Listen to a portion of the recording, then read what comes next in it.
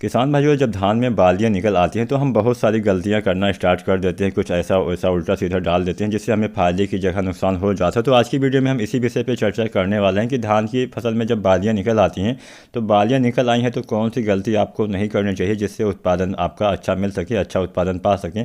तो आज की वीडियो में हम इसी विषय पर चर्चा करने वाले हैं। यहाँ पर हम 5-6 तरीके आपको बताने वाले हैं जो आप अपना के अच्छी खासी पैदावार ले पाएंगे। 5-6 गलतियाँ आपको नहीं करनी चाहिए। फसलों का शक्तिशाली कीटनाशक एग्रोस्टार का किल एक्स हरा तेला, माहू, थ्रिप्स, सफेद मक्खी और अन्य चूसक कीटों पर करे सटीक वार।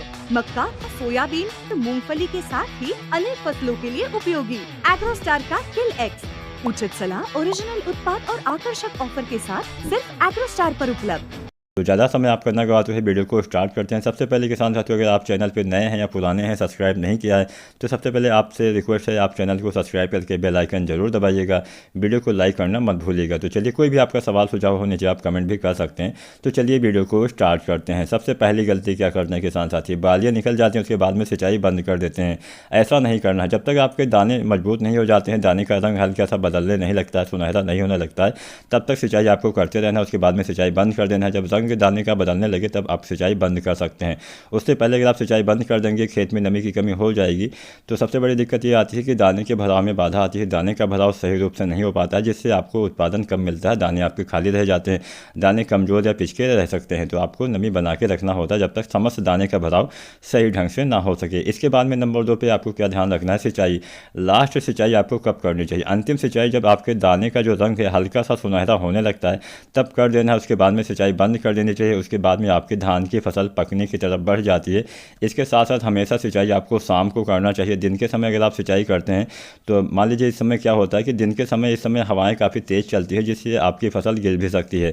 तो हमेशा आपको शाम के समय सिंचाई करनी चाहिए और बहुत ज़्यादा मात्रा में पानी का भराव नहीं करना है। बहुत ज़्यादा पानी भरा रहेगा तो अगले दिन तक भी पानी बना रहेगा। मान लीजिए कल सुबह हवाएं तेज़ चल गई तो वो भी आपकी फसल गिर सकती है। फसल को गिरने से बचाने के लिए हमेशा शाम को हल्की हल्की सिंचाई आप कर सकते हैं।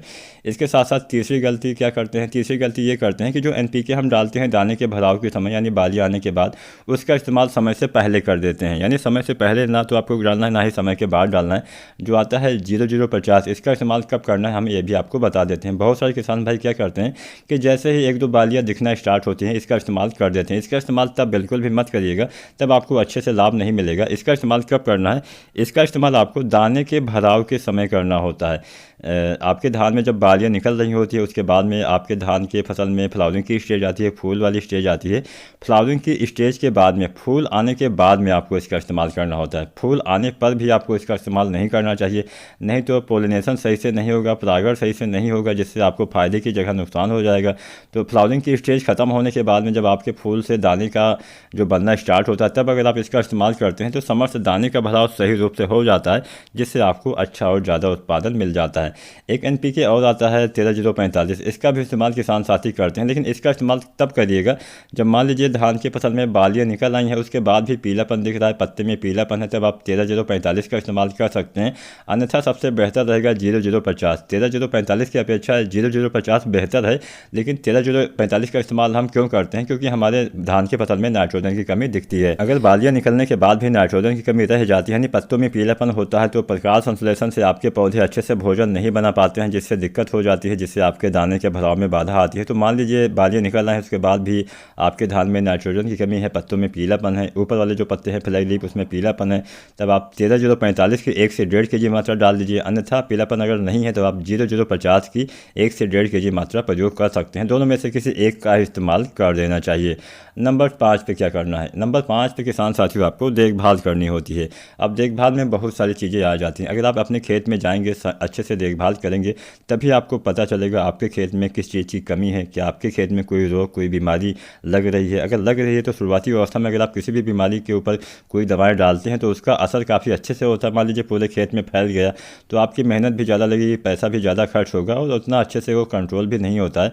तो शुरुआती किसी भी रोग का एक मतलब स्टार्टिंग जो टाइम होता है उस समय अगर आप इस्तेमाल करते हैं कोई दवाएँ तो काफ़ी अच्छा रहता है, काफ़ी कम समय में वो कंट्रोल भी हो जाता है और नुकसान भी आपका काफ़ी कम होता है। तो देखभाल करते रहिए, सुबह शाम खेत में जाइए, आप पता लगाइए पहले क्या हो रहा है, आपके खेत में कोई नमी की कमी है या फिर कोई रोग कोई बीमारी लग रहा है तो उसका उपचार आपको उससे संबंधित दवाओं का प्रयोग आपको समय से करना चाहिए। तो अगर आप सभी ऐसा करते हैं तो धान में अच्छी और ज़्यादा पैदावार ले पाएंगे। अगर आज की वीडियो पसंद आई है वीडियो को लाइक करना, चैनल को सब्सक्राइब जरूर करें।